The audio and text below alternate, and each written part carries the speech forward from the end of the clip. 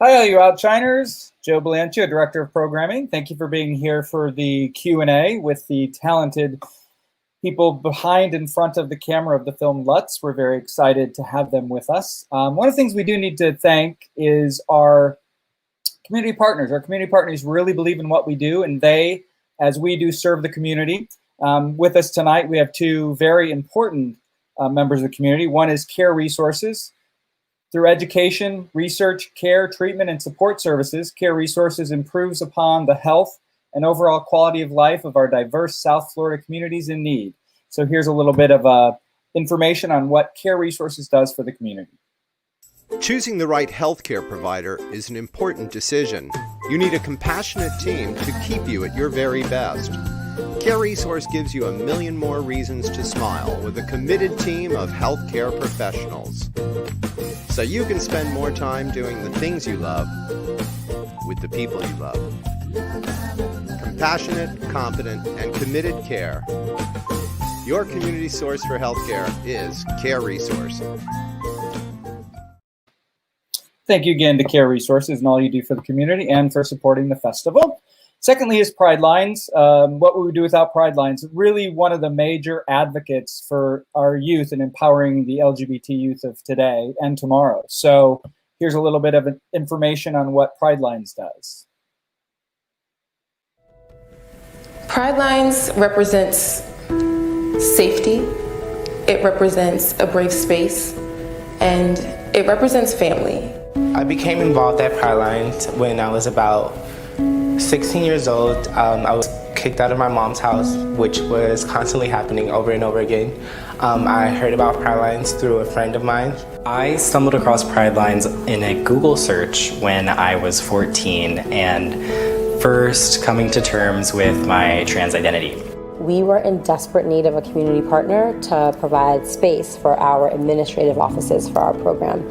And we reached out to Pridelines. We had one meeting and they said yes. And so our offices are here. It's really been fascinating to watch the evolution of Pridelines go from an organization that was maybe just a group of people that met occasionally as a support group to a really full-fledged community center with an amazing space that offers programming for everybody. Pridelines represents community, an avenue of where people can come, be themselves, their own skin, be able to communicate with others without fear of anything happening to them. I believe it was like a Wednesday or something, and I was introduced to the people at Pridelines, and it became a ritual for me. You know, I met a lot of good people there, and I kind of have my drag career to thank for it too, because I met my friends who encouraged me to do drag through Pridelines. Pridelines is always down to throw down. Like Pridelines is always down to whatever is an educational opportunity for our community, whatever is a social opportunity for our community. If a space needs to be created for us to thought partner or think about things, that's what Pridelines is. Pridelines and their leadership were the first folks really to take a risk on our organization to say, hey, what you're doing is really aligned with our mission, and we believe in you. We believe in you. We believe in your leadership. We believe in your mission. And I think it was the first long-standing Miami-Dade County institution to do that for Soul Sisters. I'm involved with Pridelines through Project Save. They provided me with a plane ticket to go to college, and I thought that was really great because I didn't have anyone else doing anything for me. Pridelines has also ensured that they allowed me to, help me with getting a full scholarship to Cornish College of the Arts, which was located in Seattle, Washington. A place that is affirming and that will always be open to all of us. So to me, it's like home. As a youth, you know, getting that sense of community and volunteer and getting to be around like-minded individuals, you know, I wouldn't have the passion to be a part of the community as an adult. And one of the things that I think is so powerful about this space is you can be a Black trans woman who is generally under attack in the society in which you live, and come here and know you're going to be okay. Pridelines to me represents safety, family, community, pride, and love. Family love you no matter what, and they don't judge you. And Pridelines is a family.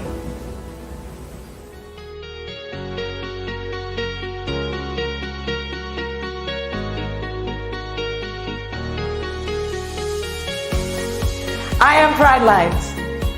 I am Pridelines. I am Pridelines. I am Pridelines.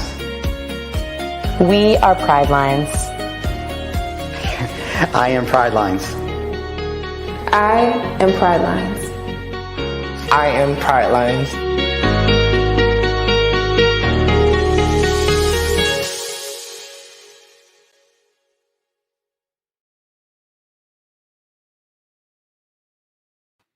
And a big thank you to Pridelines. Again, not only for what they do for us as a film festival to support us, but also the support they give to virtually everyone in the community. Now, on to this question and answer. Thank you for joining us. There is a little tag at the bottom, allows you to ask a question. So if you have any questions, please jot them down, let us know, and we'll try and get to them. I would like to introduce my cohort tonight, Mark Gilbert, who is the director, chairman of the board of Outshine. How you doing, Mark? I'm good, Joe. Good. So glad to be here and welcome everyone to day 5 of the first annual virtual Outshine LGBTQ Film Festival. Joe, I have to tell you something. You outdid yourself. Joe is our director of programming, and the movies have been spectacular, including the one that we're going to be talking to the talent tonight from Lose. What a great movie. I can't wait to talk to all the wonderful talent. Why don't you introduce them, Joe? Thank you, Mark. I'm excited to let you know who's here. We have director, producer, writer, John Garcia. How you doing, John? Hey, everyone. Thanks for being here. We also have Ernesto Reyes, who played Ruben. Ernesto, hello. Hey, everyone. Oddly enough, Ernesto happens to be with us in Miami, normally in Los Angeles, but we're happy to have him both nearby and also on screen. So thank you for being here, Ernesto. Thank you, guys. Thank you so much. Tayeh, playing Carlos. Hey, Jesse. Hi, guys. Thank you for having me. Hello. We're excited to talk to you. And just FYI, you can see the enthusiasm of our guests. They haven't seen you for a while either, so we're excited to be able to, as David, our film director, says, it's reunion week. So we're glad to be able to serve that need. Also, we have the director of photography, Sarah Whelden. Hello. Woo! Yeah. Hey, Sarah. And we have Jimmy Garcia, who plays Sal. Hola, buenas.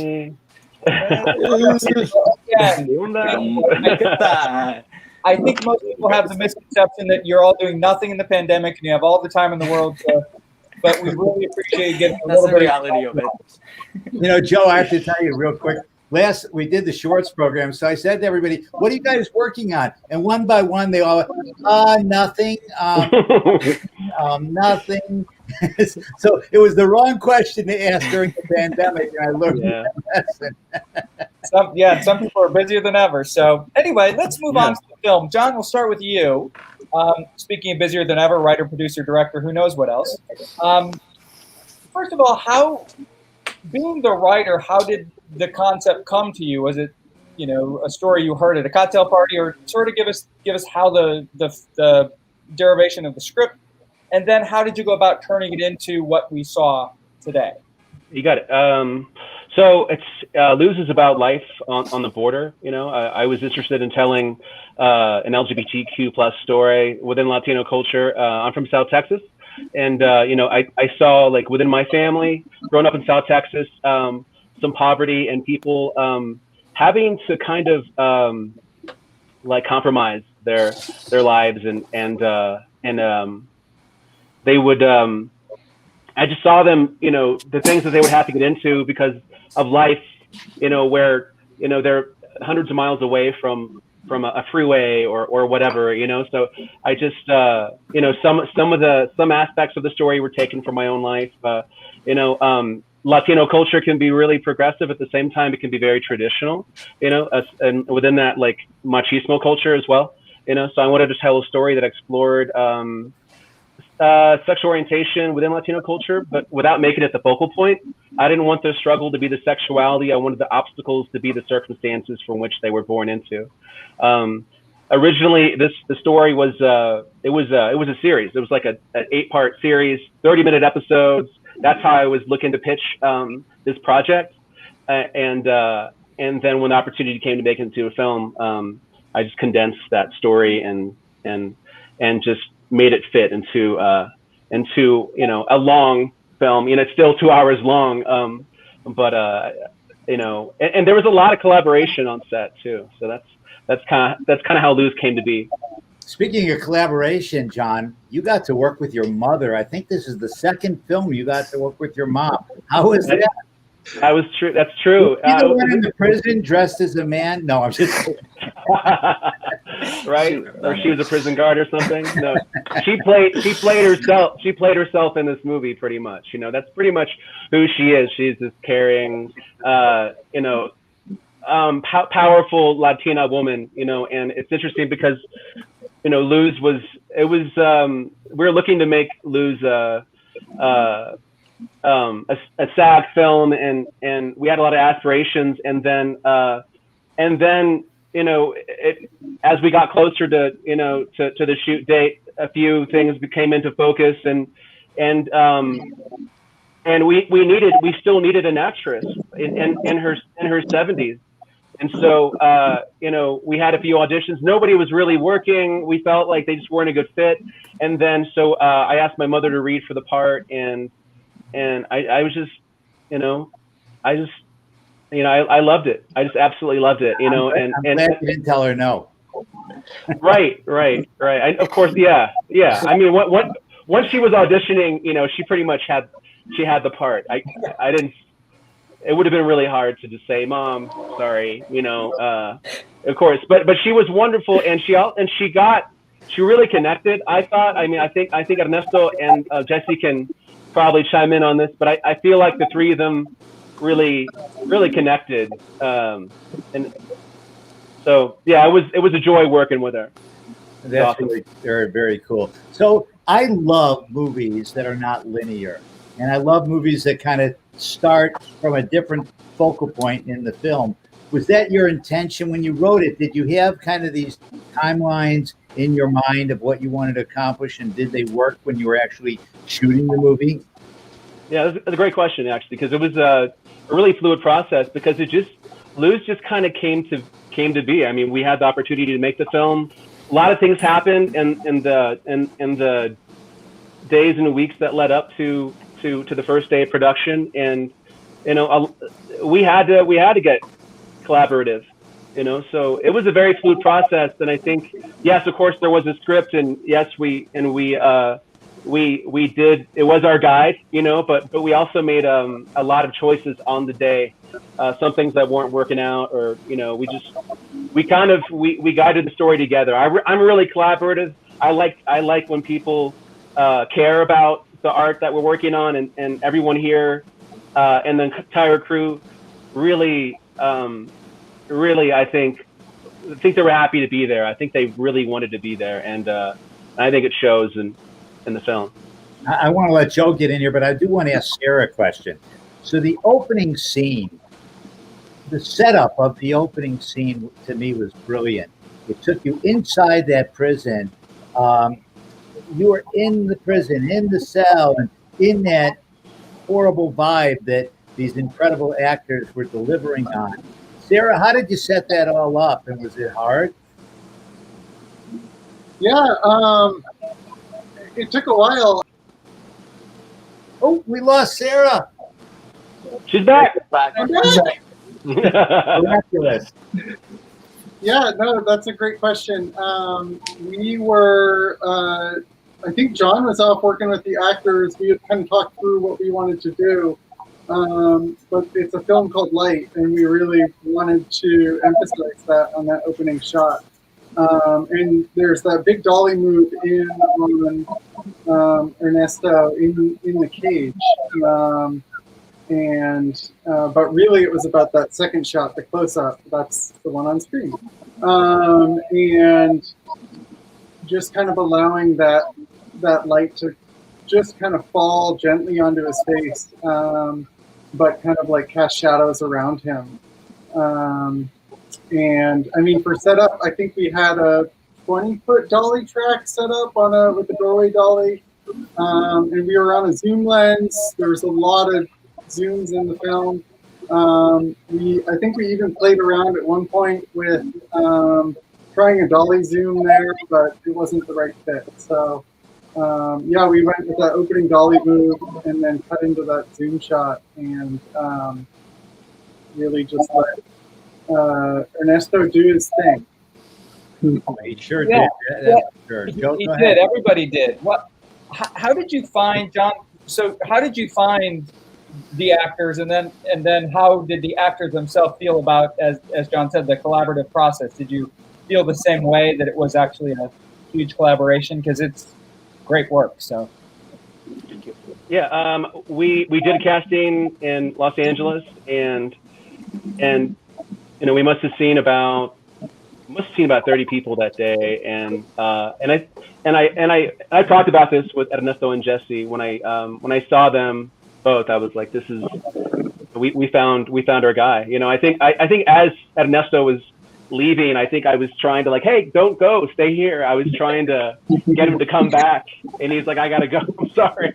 You know, and same thing with Jesse. I went up to him and talked to him. I felt like it just felt like he just nailed it. The two of them. Yeah, and as far as the collaboration between the three of us, I'll let them pick it up about that. Okay, guys, go ahead and pick it up. Ernesto? Well, yeah, it was definitely, first of all, hi everyone. I'm so excited to see all of them here, and thank you so much to Joe and you two as well. Thank you for hosting this. It was so much collaboration. The film, we were always bringing to the table each of our perceptions through each of our characters. So it was very interesting because John, like whatever was on the script, you know, Jesse and I, we will work together, and you know, we will bring something to the table, and we will be like, hey John, what do you think about this? You know, we kind of feel like this, you know, but then when we were going about to shoot, then we will rearrange with John's perception, and then we will mix them all together until we find the truth of what that scene was about. And it was fascinating. Yeah, for me, even after we, you know, we had 12 hours, 13 hours, even more, I will call John and I will tell him, hey, do you think this went this way? And it could have gone also this way, but, you know, and then we will even talk about it even afterwards. So there was a lot of collaboration with Jesse as well. We were always putting a lot into, like, you know, what we thought the line was, but it wasn't until the end, until the moment that we were about to shoot, where we had to let all that go and allow that moment to show us that truth as well. Jesse? Yeah, well, hi guys. So great to see all you guys. I missed you guys so much. Ditto with I guess what Ernesto said. It was and John. It was God. It was just something. It was very different.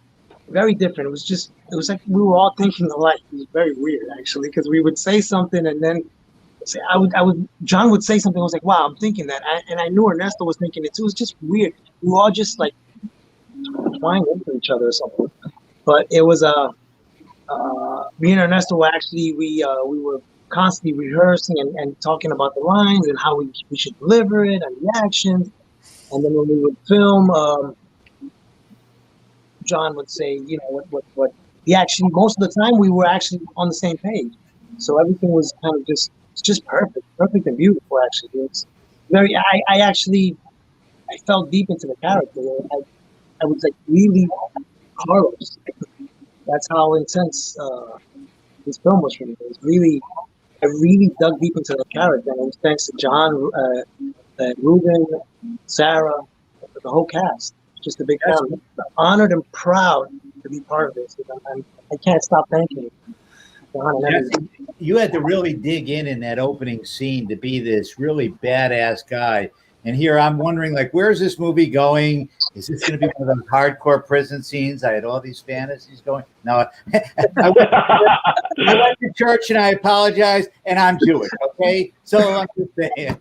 So you go into the opening scene, and you really have to play a really freaking badass guy. How did John get that character out of you?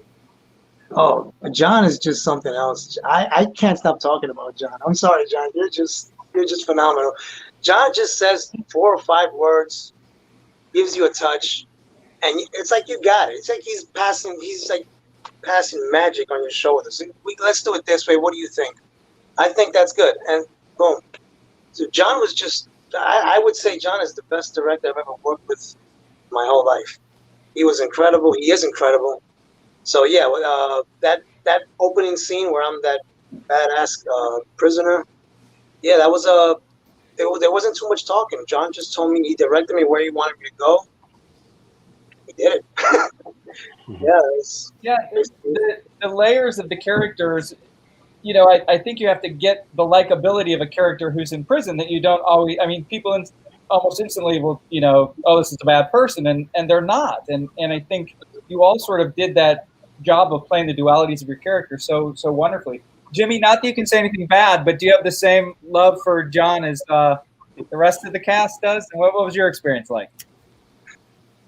I got to shoot for maybe less than a week, and it was already a feeling of collaboration. John is good at getting the shot that we need in the can, and with Sarah, those two working together was really fun. I'm really interested in filmmaking. Watching those two talk was inspiring. But he's good at getting the shot in the can and then allowing the actors to then play. So I think in the editing room, he had a lot to play with because of that. Ernesto and Jesse, in the scene where you had your first hug, that scene is really important, and I think a lot of people might find that a little understated, but that really sets up the future of your relationship, where you couldn't go too far in that scene, but you had to go far enough to feel something. Talk to us about the emotions and how it was setting that up and getting that kind of fine line defined and act and doing the acting to portray it. Well, I feel like it was. I'll have to go back to the previous question about this, because I'll have to say that everyone that was involved, including Sarah, including everyone in the team, just made the atmosphere. Everyone really wanted to be there. Everyone really was giving their best. It was like 150%. Like, you could feel that energy every day. So on that scene, I remember, you just got to be there in the moment, allowing all these different people in their amazing talent. And I feel like for me it was kind of like, how could I be truthful to this moment from Ruben's perception? He just got in here. So I feel like it was like a wave that only that moment determined that. And I feel like I have to thank everyone at every single scene, because like Sarah, for example, she, we even joked about this. She became the third wheel. You know what I mean? So, because she was so close, and we could feel that energy. It was like we were allowing. It was such a small place. We also had the amazing experience to be in a prison. So it was as real as it got. The whole energy, the whole vibe was there, and it was just a matter of allowing like that moment to be as real and as present as possible. I would say that. Great, I love it. Joe? Yes, Sarah, I don't think people have the full grasp of what you or director of photography does in general. Talk a little bit, the generalities of what you do, and sort of, take it one step further and what you did on this film, sort of the roles and responsibilities. Sure. I mean, typically a director of photography, I mean, it varies so much depending on who you're working with as a director, but typically you're sort of the head of the camera and lighting department.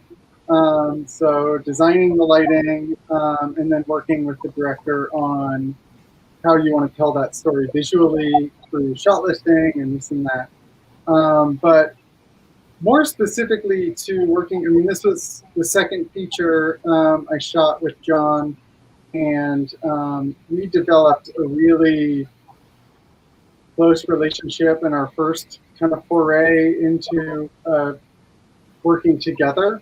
And this one was like a whole nother level. And it really required that because we ended up shooting the entire film wirelessly, and for all the stuff that took place in the prison cell, it was such a confined space. Normally John would be right there with me, but in this particular circumstance, we had such long takes that he wasn't able to be there, so I really had to like know what he would want and think as though I were him shooting in this cell. So it became this really collaborative process, but all of that comes out of tons of work ahead of time. So John and I sitting together, we always like to find our favorite restaurant for a particular film we're working on, and then we'll just go there and order dinner and then sit there for like 6 hours and shot list together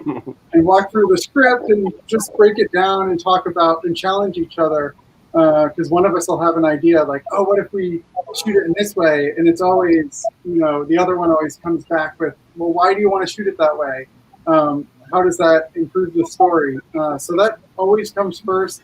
And then from there, it's just working within the constraints we have. So this one was interesting. That prison cell was really small. It was, a lot smaller, I think, than either of us anticipated.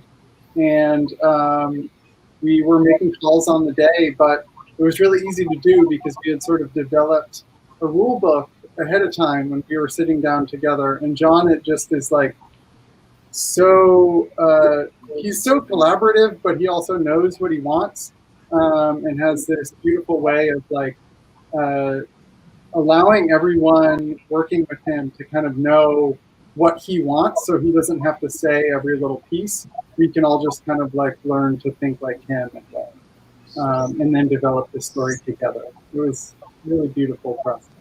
Thank you, Sarah. John, I'm going to ask you a question. One of the words, or a series of words that really resonated with me was you can't tell the difference between a man and a woman in prison. Did you do some research for that? Did you have a reason for writing those words the way that you did it? And is that a true element of prison life?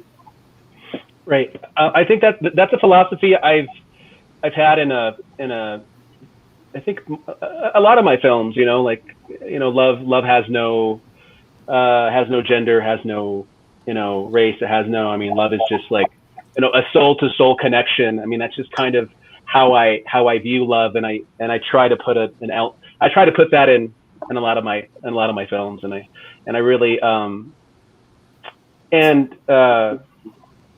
that's one of my favorite parts of that's one of my favorite scenes, as well, in the film. But it was just it was just the philosophy. It's the philosophy that I have, and I felt like that was the perfect time, to put it in there, especially for Carlos, who has kind of this tough exterior, a soft interior, and as the two of them are getting to know one another and beginning to trust one another, but still Carlos is kind of a mentor, kind of a brother, kind of a lover. He's all these things.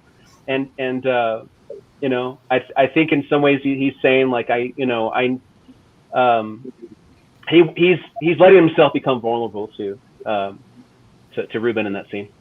John, when you're a writer and a director, I find that can really be a challenge, because bringing your story to life is your responsibility, not somebody else's. Did the story that you wrote come out on screen? Definitely. It definitely did. It definitely did. It came out better than I could have imagined. And like I said, the process was so quick that we couldn't make it through without completely relying on one another. I think that I've made 10 features now. Lose was, I guess, number 8. And if I can help it, I'm really careful about who I'm working with, and every step of the way, cast, crew. And I think part of it is just getting the right energy. The right energy in the room can be all the difference, especially when you're racing against time and budget. And we only had the prison. We had the prison from 5:30 until 2, so we had to get 2 p.m. and that's it's 45-minute commute sometimes in the mornings, to get to the prison. Getting the prison in itself was a miracle. It just so happened to come available right like a week or two before we started filming, and it was pretty amazing, but yeah, it's just been yeah. Anyway, sorry, go ahead. No, and one of the things I like is that I think the traditional wisdom is that films are made in Los Angeles, films are made in New York, and that's where films are made. And the fact that that's not the case at all. And a lot of you are Portland based, Ernesto is LA based, but to me, there's something about that, and sort of the indie spirit is really evident in a lot of films being made outside the traditional markets. Can you talk a little bit, and a lot of you, because Sarah's Portland and Jimmy's Portland, so like how does that influence the film itself? Right. I think, for instance, we have this dinner scene, and at the dinner scene we have Ernesto, Jesse, if I ruin this, please correct me, but we have 4 different dialects of Spanish. We have Jesse, who I believe has a Cuban background. Is that right, Jesse? Yeah. Yes. And then, and of course, Ernesto from Colombia, my mother from South Texas, and then Marianne is from Peru, and that was, it was really, it's so cool to just hear them all, I can't tell the difference. I mean, I know somebody else can, but it was cool to kind of see them all together, and flying in both Jesse and Ernesto, and they literally show up, I think, like the day before, maybe 2 days before, and Jesse and Ernesto, as they said earlier, were they would work on the scene together because they were living together in the same they're living in the same place throughout the process, throughout the whole process, and so they had that convenience of being able to get to know one another, etc. My mom comes in, Evie, who couldn't be here tonight, who played the girl in the flashbacks, right. I mean, she came in one day. She did all of that in one day. She flew in, did the scene. There was a long day. I think the sun was coming up as we were finishing for the day, and then she went back to Chicago. Absolutely killed it. I think it was pretty serendipitous, the way it all came together. And sometimes, like I hadn't had a chance. We hadn't had a chance to rehearse. We didn't have the time, which is usually the case, on network TV and also on a lot of indie films. You hear like the film Marriage Story. That director, he was able to take all the actors to each location, and they would rehearse in each location. That movie, I love that movie. It's beautiful, So, but you have those types of opportunities, when you have a bigger budget, and with the indie budget, sometimes you're just going by the seat of your pants. You hope it works out. You haven't had these two people in a room, and you just hope there's magic, and wherever there's not magic, you hope to instill the magic, and create it. I want to follow up on exactly that, John, with Ernesto and Jesse. I want to ask you guys, how was it working with each other? You guys had like a lot of dynamics in your scene, going from hate to ultimate love. And did each of you get from each other? Talk about what you each got from each other and how it was working with each other. I'd love to hear each of your perspectives. Ernesto, go ahead. Sure, thank you. Well, I loved working with Jesse. I think that John made sure that the environment, like he said, we were living in the same place. No, we didn't rehearse, obviously, the sex scenes or anything at home. That was all improvised in the moment. But we did get to connect. Jesse was coming from New York. So that. It was like this energy, so like cool and out there. He had that energy. He lived in LA, but I've never met him before. So it was a process. It was a day by day process. I feel like we were always there for each other. We got as close as we could. We even had a little bit of drama in one of the scenes, actually in one of the fighting scenes. Because I feel like it was so close. The love was there. Like as soon as I didn't have a callback or anything with him. I just met him when he arrived to Portland. So it was just like instant gratitude, because we respected each other's perception of the characters without like getting too much into each other's lane or anything. But at the same time, we had this natural friendship, like love, that was there. And I feel like that's all that all goes to John, because I was just hoping that that person that I got to work with had that, whatever that took, and Jesse did. His heart was always open and just like ready to love, so it was easy to love him. I love him so much. Mwah, bello. I love you too.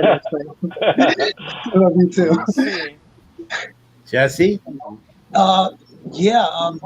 When I met Ernesto, when I flew in, it was just there was an immediate connection right away, and we even worked out together. We had oh my God, yes. Yeah, we had a little workout routine. We were running up and down the stairs, doing burpees, reading our lines. It was doing laundry together. It was a great experience, and there was an immediate connection with Ernesto and I. We obviously were reading. We didn't have too much time to prepare, which I actually think was good in a way, because everything was just just kind of flowed. And Ernesto was just badass. I love you, Ernesto. It was just, I learned so much from you, so much throughout that time when we talked. We had long talks besides rehearsing and stuff, and I learned a lot. I still listen to Abraham Mix, by the way. Yes. Yes. Love that. Independent film in general is so difficult to make, and then you layer on top of it LGBT cinema. Is there any, I don't want to say personal responsibility, but is there a little bit more of that, like it's got to be perfect because it's sort of representative of such a difficult film to make? Can some of you talk about it? It's just it's frustrating, and I know you go through it more than most, but yeah, it's something that we had to talk about. And I mean, like for example take the love scene, right? So I think we did that on day 2 or day 3, I don't remember, but it was really early, and it was the kind of thing where we had to talk about it, and we had to trust each other and kind of weigh like how far do we want to take this, because in the script it just said they make love. That's all it said, and so we're all talking about this. I think it's the night before we're talking about it, and then I kind of asked them, how do you feel? How do you want to take this? And then there's talks, like honestly, like where I don't know, like that responsibility you're talking about, like what I don't know how else to say it, but like who's the top, who's the bottom, and why, and like why is that important for this character, and why is it important for that to change later, and so that's one part, that's one instance that comes to mind, telling a story about Latino Americans who are LGBTQ+. I mean, for instance, I'm Latino, and so some people I talk to about, there's people in my family and people, friends of mine, who are kind of like, look, John, you know, and these are Latinos. Look, I like that you make films. I like your films, but I can't get on board. I'm sorry, you know, and you know, I love these people. I don't, you know, it's okay. It's okay that they can't get on board with my film. What I don't know what else to say to them, you know, but they have their own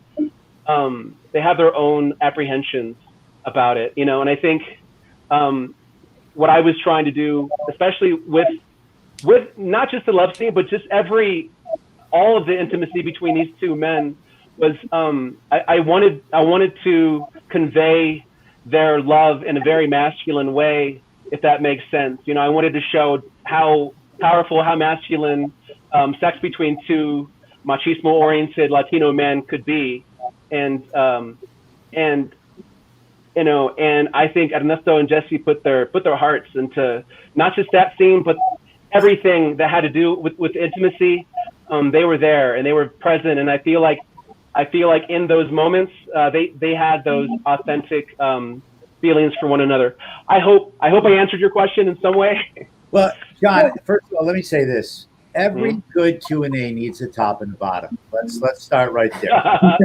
All right. Okay. So now that we got that out of the way, I think it is crucial, especially in the Latino community, to kind of show that just because you're machismo, just because you're like this macho guy, it doesn't mean you don't have the same kind of intimate feelings for another man or woman, whatever the case might be, or that you're not trans, that our communities transcend LGBTQ. And it's so important for films like yours, and I think you did it so brilliantly, to showcase exactly that agenda. And I really love that you did it. Ernesto, do you feel, let's go to Jimmy, because Jimmy, I think your character was kind of this hardcore guy. Do you feel like they succeeded at showing all the elements of LGBTQ, Latino, well, not all, but a lot of those elements so that people could more understand the intimacy of being LGBTQ? I think John found a good way. I think the cast found a good way to find the love. And I think that's what people will be able to relate to in this film. These two men go through a journey. We care about them. And because we care about them falling in love. And when they do, it's beautiful. So if we can touch their hearts, we can touch everybody's hearts in that way, we're done. Wow. I love that. That's beautiful. Yeah. Oh, we're only that simple. With that voice is. Yeah, I'm thinking the same thing. Like, talk some more. Read the phone book. Right. Read the phone book. Do you mind? Go ahead. Go ahead, John. I was going to say I wanted to talk about, if it's okay, the mushroom scene, because it's Sal, Jimmy's character, who's driving that scene, and that was also a chance for Sarah to kind of just let loose too. And I think it was just it was amazing to watch. It was amazing to experience. And I think we only did like maybe 3 takes of it, and it was so I think like I think that mushroom scene kind of opens it kind of sets them on this new trajectory, and I just thought that was just amazing work from everyone, but especially Sarah's camera work and Sal's character kind of coming unleashed in a way that we hadn't seen him throughout the rest of the movie. So, John, how did you get to prison? The prison, that was we were still thinking about, okay, am I going to have to make this movie just all happen, in a prison cell? Am I going to have to, Kiss of the Spider Woman style? Is that what I have to do? Because we had a conversation, a dialogue going with the prison, but it was unsure. They wanted to make sure that they would be depicted in a positive way, and so and we had no ill intentions, of course. And so, like I said earlier, it took a lot of emails back and forth. It all started with contacting the Oregon Film Commission, and they said we have nothing. And then I got a call. About a month later. We were sitting there twiddling our thumbs, and they said, "Hey, this place has come available, and it's amazing, is what the guy said, because this is pretty amazing because this has never happened, and there for years there hasn't been an available prison in Oregon, and this particular prison was being used as a training facility, and I think since there had been an escape years before, it was really popular. 2020 was there. I forget the name of the inmate. I'm sorry, but it came available, and it wasn't, it didn't kill our budget. It was just, we went there, we saw the facility, we met with the DOJ, and they gave us the green light, and about maybe 5 or so days in, they asked us if we would like to work with actual inmates there in the prison, in the neighboring prison, and we're still trying to get extras for those scenes. We're like, yes, for the love of God, yes. And so we had about, I forget, but possibly around 25 or 30 extras that there were actual inmates, and we all got pretty close to these people, and so, some of these individuals have since gotten out of prison, and they've contacted me, and they're curious about the film, and some of them wanted to watch the film tonight. There's one individual, I'm trying to get him to an acting class. His name was Charles. He's the guy that had all the tattoos. So it was pretty magical getting that prison. I want to let Joe get in here, but I want to ask you, did any of those other prisoners add to the depth of any of the characters? Did they contribute things? Did you learn new things from them? I'm very curious how that played out. I think definitely. I mean, I'm going to let Ernesto and Jesse talk about this in a minute, but there was little things like, I could ask them, hey, how would this go? How would this actually happen in prison? With this, is this a real situation? Is this cheesy? I could ask them, I could ask him, we could ask him like how to make hooch. Is this the right way to make hooch? How do you sell hooch out in the yard? I had Ernesto taking notes and taking orders. And the guy was like, what are you doing?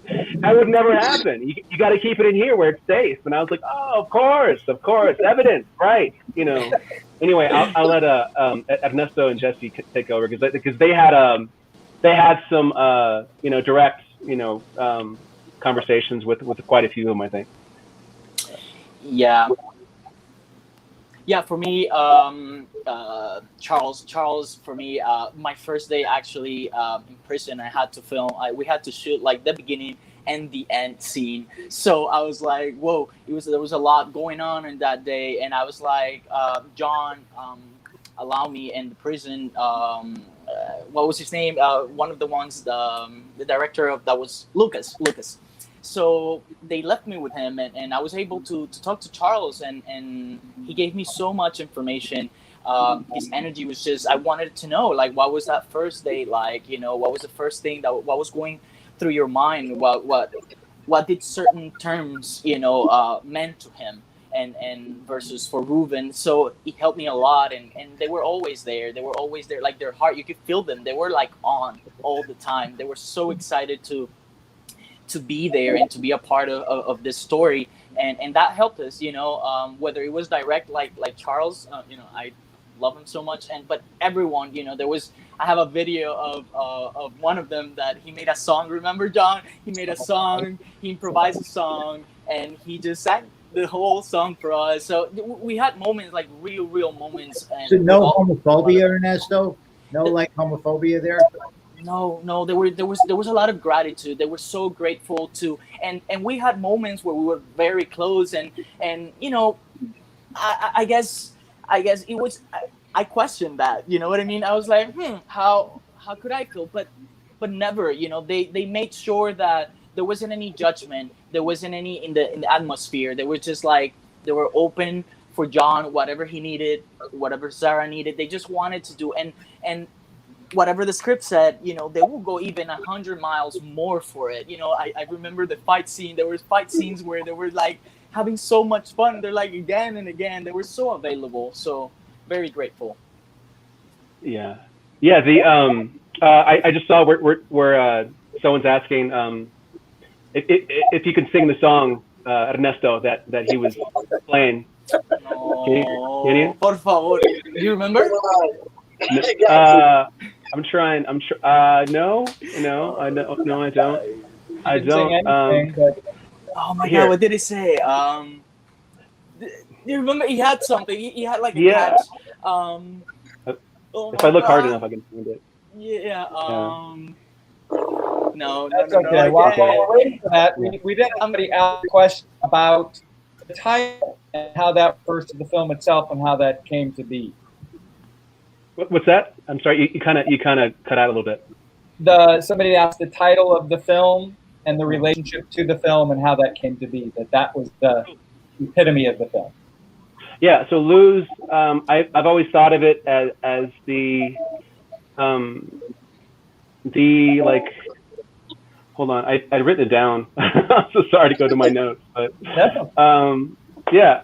The illumination of love in a place like prison. You know, kind of these men find love regardless of the circumstances in which they met. So it's about their true selves shining through. So that's perfect. That's how I felt about it. Since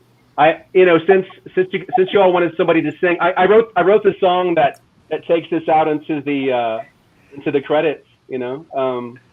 So I'm happy to sing that for a second if you want. We would love it. Yes. We would love that. All right. Let me make sure I have it. The lyrics somewhere.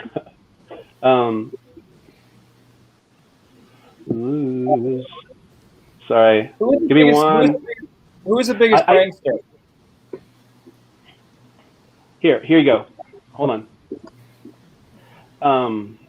Una vez estuve perdido, no podría ver, perdí delante de mí. Una suave, las paredes duras, no podría ver, perdí delante de mí. That's all I'm gonna do. Here, sorry. Bravo! Bravo! Producer, singer. Oh, the voice. That was great. Thank you for that. That was unexpected. Who was the biggest prankster on set? It sounds like you all got along. You had a good time. You were evident. But who was the one who, shaving cream in the shoes? And it was probably Sarah or Asia, our assistant camera person. Yeah. But Sarah would just Sarah would shoot like random footage that we could find later on when we were editing, like footage of her dancing, or I don't know. There's some randomness that I'd find later. Like, oh, okay, that's great. That's hysterical. You should have put it in. Just we have time for one final. Go ahead, John. No, I was gonna say we have so much BTS footage, more than we know what to do with of all that stuff. So anyway, go ahead. Interesting to see. Well, unfortunately, we've run out of time. We have one more question. I want us to leave. What takeaways? People sit down, they see the film in the home or the theater. What's the takeaway? What do you want people to go? Oh, that was, either a message or just a mood. Or I'll go to each one of you. I'm going to start with Jesse. I'll start with who? Sorry. Jesse. Oh, with me? Okay. I think the message, the message that this film will be delivering, or the message that this film will deliver is just love. And actually, what John said, it's breaking a barrier. There's a lot of barriers, right? It's just like literally breaking a barrier where there is nothing when it comes to love. It's just love. There can be these two machismo guys, and it's just love. And when there's love, it breaks everything. It breaks any barrier, anything. So I think that's the strongest message that this film will deliver to anybody. Yeah, I agree. Ernesto? Well, I was thinking about that actually tonight, because Ruben, the character, has given me a lot of homework about love, about making the right choices and everything. But the most important thing is acceptance. I feel like there are new generations coming up for the LGBTQ plus community, and I want them all to kind of like feel comfortable with that whatever it is inside, whether it's their emotions, sometimes there's so much that darkness and emotions that we go through in life, and there is light. There is there is the other side of all that darkness that we sometimes go through, as humans, as we just go through the experience. So I feel like this film is about allowing you to understand that no matter what problem or what it is that life throws at you, there is light within you. And that light is more powerful than anything and anyone. Oh, Ernesto, that was beautiful. Amen. Jimmy, what are your takeaways? I think Loose is a meditation on where you put your attention and your consciousness, and that you can be in the dark, and that's okay, because if you look around, if you see a light, there's something to go towards, and it's something comforting about being in a dark place and finding a light to move towards. Beautiful. Thank you. You guys are not only talented, but you're so well spoken as well. Sarah, your takeaways?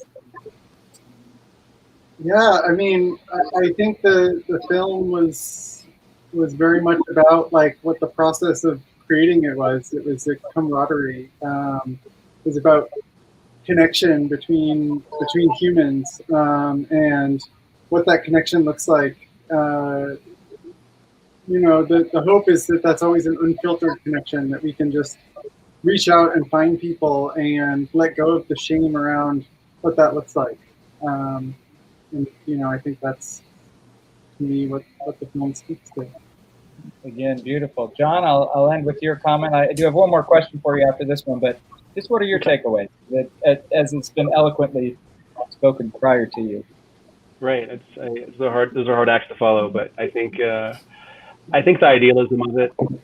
Here we have these two men who are their authentic LGBTQ plus selves. We never state if they're bi, if they're gay, or who they are, but they fell in love. And on the outside, mom doesn't seem to have a big issue with it.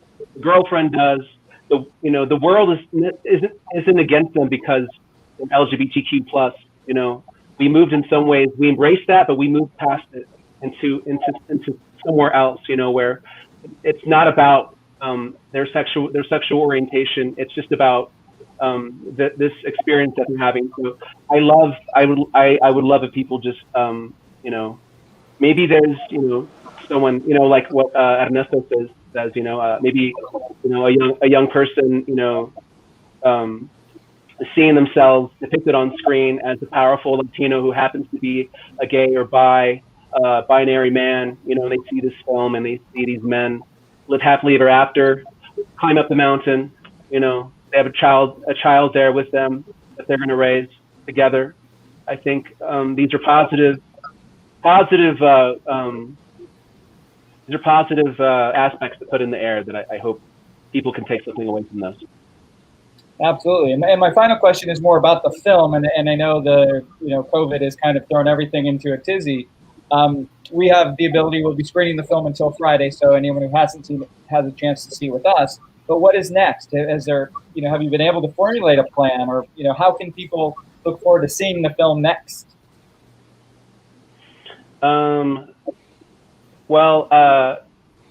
Yeah, that's still, I'm working with Dark Star Pictures on this. I love Mike. I've worked with Mike for years now.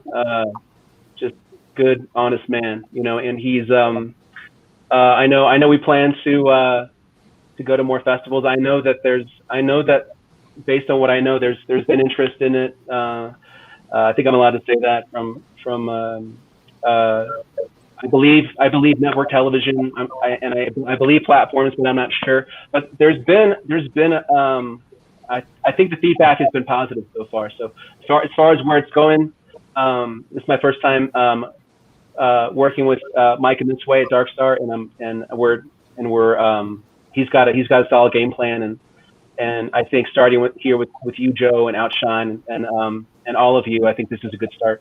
We'll see where it goes from here. Well, thank you. Mark, you have any final comments, final thoughts? Boy, I just want to thank all of you for allowing us to premiere your movie, for giving us such an outstanding production to be able to watch on a Monday night. It was just more than I had expected. You delivered everything in this movie. I can't wait for your next film and to see all of you in your future productions. I just want to remind everybody, don't forget that we have a lot more days going all the way through next Sunday night, where we have our closing night awards party. And speaking of our awards party, if you thought Lose was a great movie, make sure you voted for it, because we have a closing night awards party where we give a jury award and an audience award to the best feature documentary and shorts. And these guys are certainly deserving. So we'll see you all for a lot of movies from now through next Sunday. Joe Balancio, our director of programming, thank you very much. David, thank you for your back end support. Everybody have a great night. We'll see you soon. Bye-bye. Thank you. Love you all. Bye-bye. Thank you. And we'll leave you with the trailer of the festival. Enjoy. Thank you. Bye. Bye.